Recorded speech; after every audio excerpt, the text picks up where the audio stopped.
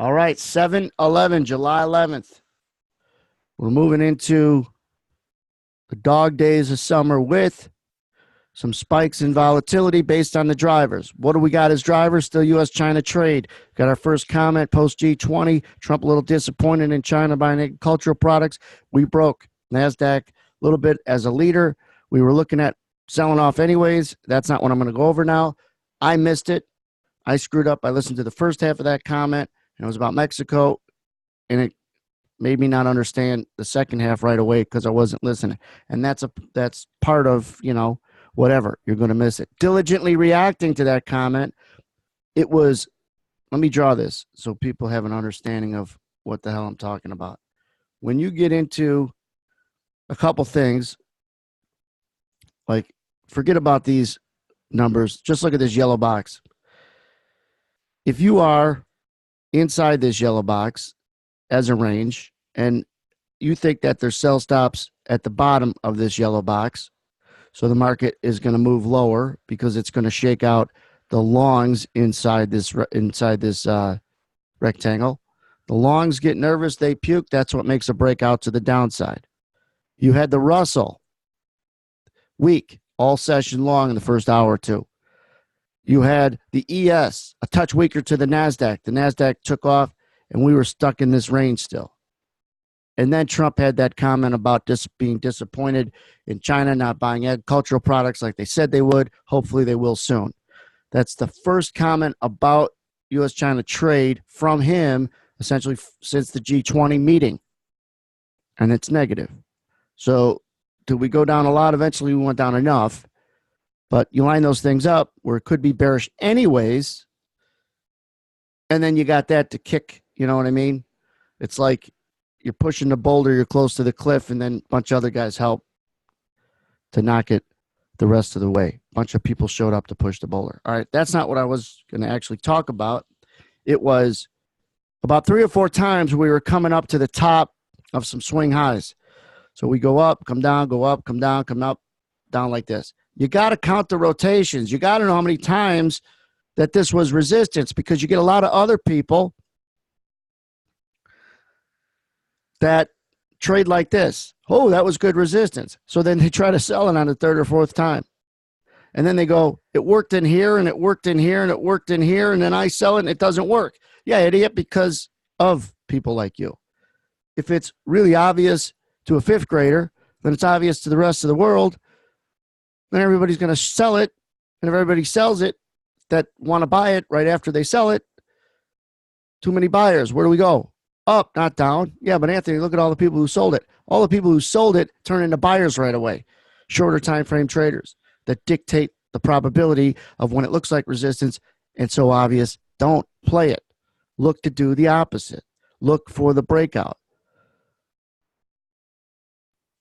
Now, you can't just play it, arbitrarily pick a price, click, click, life is good. You want to tie it to another market, but you also want to see if you can get some people going 7 3/4 where they're trying to sell it and the damn thing can't go down. Watch this at 99.75, 99 3/4 when we go up to it for like the 4th time into this 99 even level. Could have been a level for other reasons. Let other people get short. Let other people sell it. 8.5. When you see sellers come in like these edge zones show you, and then you could hear it, and it goes down, great.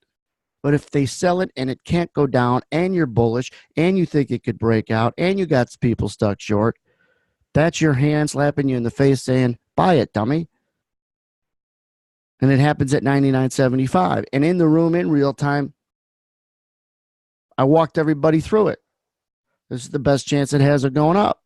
And it did 4, 5, 6 points and counting. So let it play out. We move to the top of the range, like 99 evens, that area. It's taking correlations and order flow and a simpler way to read the market than every other person. What I said today is, let them jump in the barrel and then shoot them.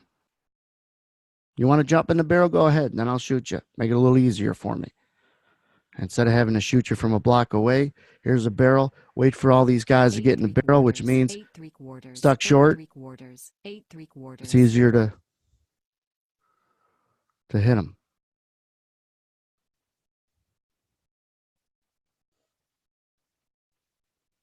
Now, there was a little bit at 80, 98 3/4. Couldn't go down, kicks back up. But there was a cleaner one at 99 3/4. It was almost like even bid, even though 99 3/4 got heavily sold. Now, remember what I said. This might happen so quick you don't see it come in red and go away. Keep an eye on it. For price to go up, no matter what the product is, you don't just necessarily need more buyers that get filled. You need more buyers who don't get filled. Remember that if you don't remember anything from all these videos and all these highlights. Price goes up because people have to buy it. They can't get it. Price of a house. 3 people are bidding on it. Only one gets it, right? But the other 2 are instrumental in the price of that house rallying. Nah, it doesn't. I got this thing right. What do I got this thing running too fast?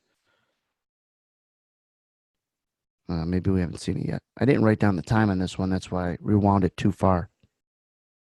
As you can see, he's trying to buy 99 3/4.